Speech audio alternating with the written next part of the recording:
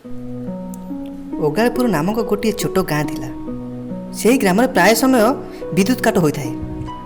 दिनकर घटना से ग्राम जड़े व्यक्ति राघव आउ ता पुत्र टिटन रात्रि समय बाप और पुओ दुई जन शशांक ग्राम किसी पनीपरिया नहीं घर को आसुले। टिटन को अंधार रास्तार भारी डर लगुए। बापा केते अंधार होइछि, मते डर लागुछि। अरे टिटन कहीं डरुछु? मु तो सो अच्छी, मो हाथ धरी चाल। तुमको डर लागुनी बापा? ना मो बापा कहते केबे हेले डरिबा कथा नुहे, कहीं ना भगवान आम आखपाखरे रही था। यह कही बाप और पुओ दुई जन चलिले। बापा भगवान? हाँ हाँ भगवान तो आम सहित सब बेले था, तू डर नहीं। बापा देखंतु भगवान महादेव से गछ मूल बसिछंती। अरे रिटन भगवान आम सहित अछंती, यह माने नुहे जे से कैलाश छाड़ी आम गाँव को आसबे। बापा मु ठीक कहूची, चलंतु से गछ मूल को जीवा, से सेठारे बसिछंती। दुई जन गछ मूल को गले।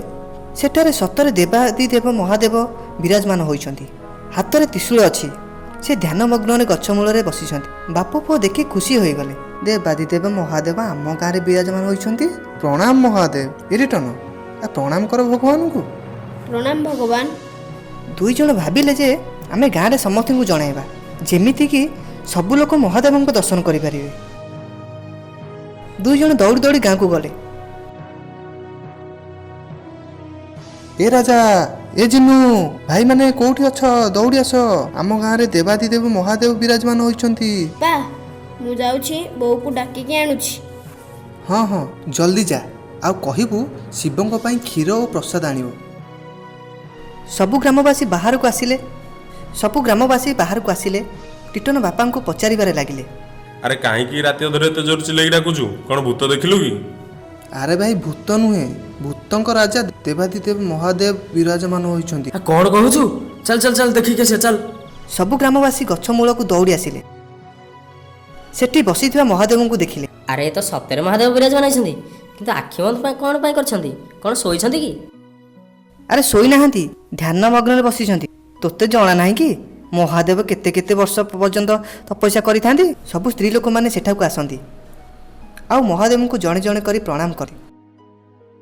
आउ घरु क्षीर जल फल और फूल सब आनी महादेव को सामने रखी दियंती।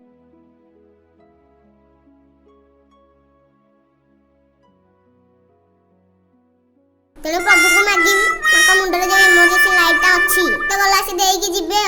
मु मागिबी मो पुओ बंटी पाई आरंगे सलिया जे सहित तार बाहाघर करि दियंतु। तांका हातरे जे कंटा चामच अछि ते देले मो पुओ जीवन डेली पी खांदा।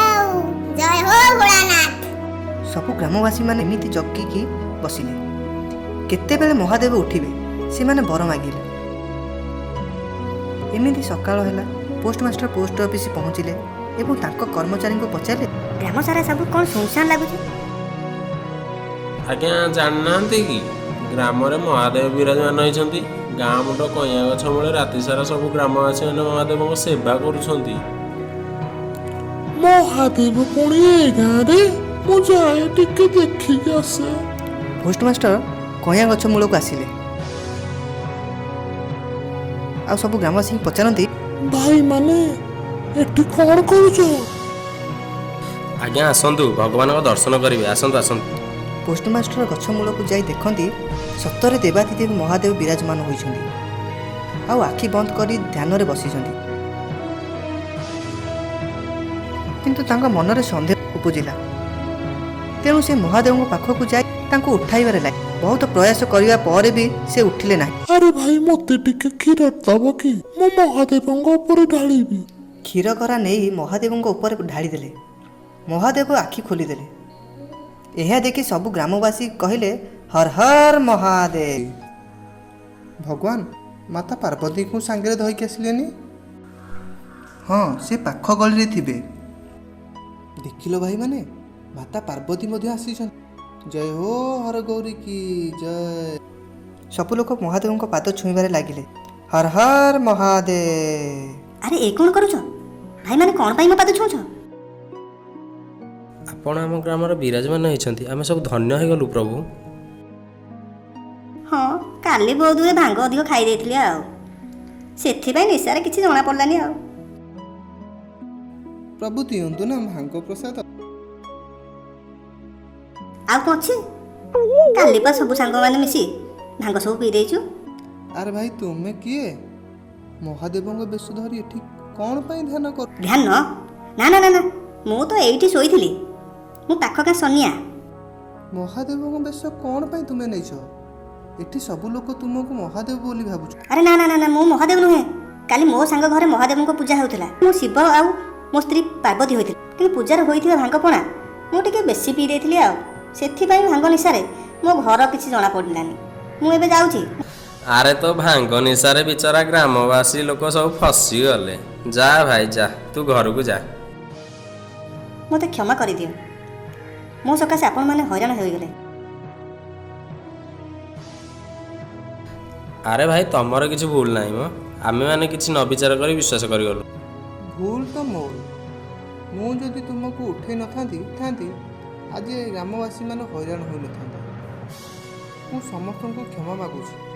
ଆଜି ଆମକୁ ଗୋଟିଏ ଶିକ୍ଷା ମିଳିଲା, ଜୀବନରେ କେବେ ହେଲେ ନଭାବି ନଚିନ୍ତି କୌଣସି ଜିନିଷ ଉପରେ ଏତେ ଜଲ୍ଦି ବିଶ୍ୱାସ କରିବା ଉଚିତ ନୁହେଁ।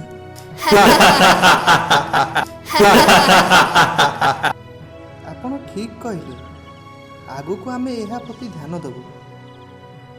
ମହାଦେବ, ପାର୍ବତୀ ମାତାଙ୍କ ପାଖକୁ ଜଲ୍ଦି ଯାଆନ୍ତୁ, ନହେଲେ ପାର୍ବତୀ ମାତା ରାଗିକି ଏଠିକି ପଳେଇ ଆସିବେ।